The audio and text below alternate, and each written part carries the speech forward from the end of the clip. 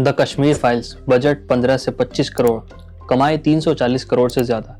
The Kerala story, budget 15 से 20 करोड़, कमाई 300 करोड़ से ज्यादा। रेवेन्यू के लिहाज से तो ऐसा लगता है जैसे ये फिल्में निहायत ही कामयाब रहीं, लेकिन फिल्म क्रिटिक्स के मुताबिक ये दोनों प्रोपेगेंडा मूवीज थी। एक खास व्यू पॉइंट को सामने रखकर इन मूवीज को बनाया गया है और इस सोच से इत्तेफाक रखने वाले लोगों ने न सिर्फ इन फिल्मों को सपोर्ट किया बल्कि प्रमोट भी किया। प्रोपेगेंडा मूवीज क्या होती हैं और किस तरह काम करती हैं, इनमें किन टूल्स का इस्तेमाल किया जाता है, किस तरह ये हमारे ओपिनियंस और समाज को एक मनचाही दिशा में ले जा सकती हैं, देखेंगे इस वीडियो में।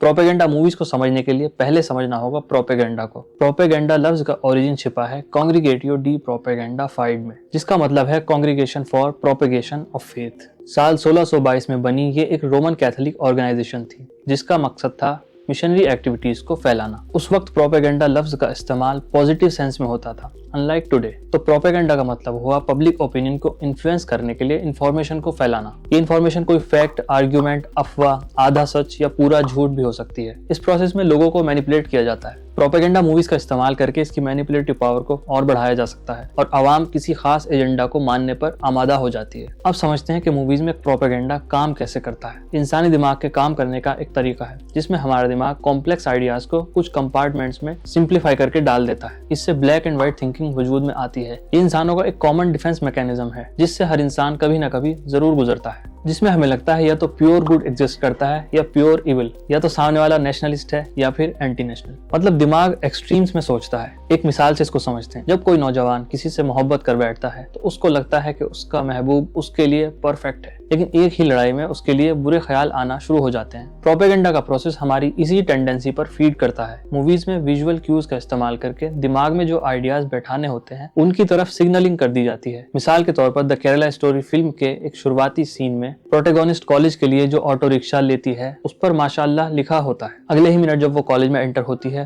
तो कुछ ग्राफिटी दिखती हैं, जैसे free Kashmir, Osama bin Laden, Burhan Wani वगैरह। मतलब इस सीन में दिखाने की कोशिश की गई है कि उसका कॉलेज एंटी नेशनलिस्ट और टेररिस्ट आइडियाज का एक गढ़ है। बाकी तो इस फिल्म में लव जिहाद की कॉन्स्पिरेसी थ्योरी का जमकर इस्तेमाल किया ही गया है। आइए अब देखते हैं वो टूल्स जिनको जरिया बनाकर प्रोपेगेंडा फैलाया जाता है। पहला है कॉग्निटिव बायस। ये इंसानी दिमाग की वो टेंडेंसी होती है जिससे वो जाती तजुर्बे और प्रेफरेंसेस के हिसाब से इंफॉर्मेशन को फिल्टर करता है। इससे इंफॉर्मेशन जल्दी प्रोसेस हो जाती है और ये कोपिंग मैकेनिज्म की तरह काम करता है। प्रोपेगेंडा लॉजिक की बजाय सिंप्लीफिकेशन और इमोशनल अपील पर काम करता है। मिसाल के तौर पर विवेक अग्निहोत्री की फिल्म द कश्मीर फाइल्स। इस फिल्म में कश्मीरी पंडित के एक्सोडस को दिखाया गया है। इसमें इमोशनल अपील का इस्तेमाल करके उनके दर्द को नुमाया किया गया है, लेकिन मूवी की टोन कम्युनली चार्ज थी। शायद यही वजह थी कि इंटरनेशनल फिल्म फेस्टिवल में चीफ ज्यूरर नदाव लैपिड ने इस फिल्म को एक वल्गर प्रोपेगेंडा बता दिया था। अगला है कंफर्मेशन बायस। इसको ऐसे समझिए, हम सबके कुछ ना कुछ अकीदे और धारणाएं होती हैं, तो जब इनको और मजबूत करने वाली कोई बात हम सुनते हैं तो उसको लपक कर एक्सेप्ट कर लेते हैं और बाकी को रिजेक्ट कर देते हैं। जैसे समाज में अगर ये बिलीफ है कि पिंक कलर फीमेल्स के साथ एसोसिएटेड होता है, तो अगली बार जब हम देखते हैं कि किसी लड़की के फोन का कवर पिंक है तो ये बिलीफ और मजबूत हो जाता है। इसको कहते हैं कंफर्मेशन बायस।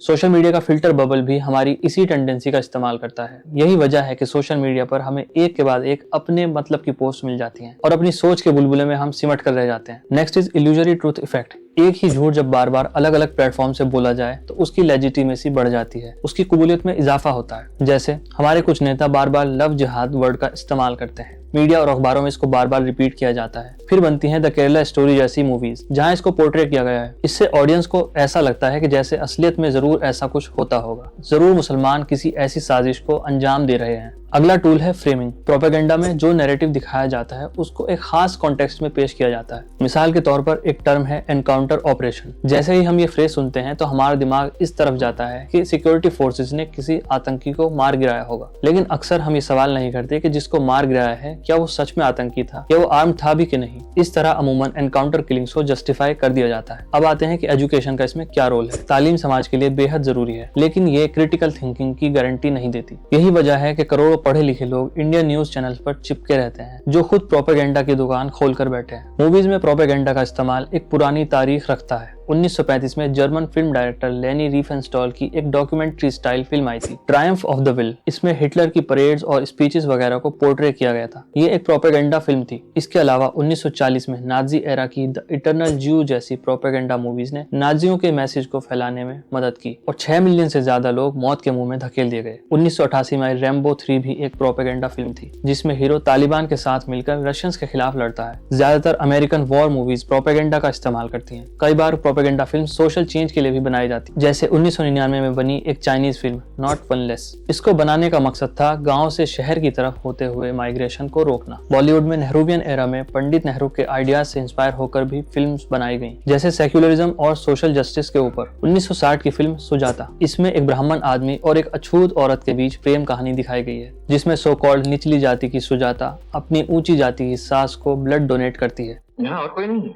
आप मेरा खून देख लीजिए। सुजाता तू? हाँ बाबू।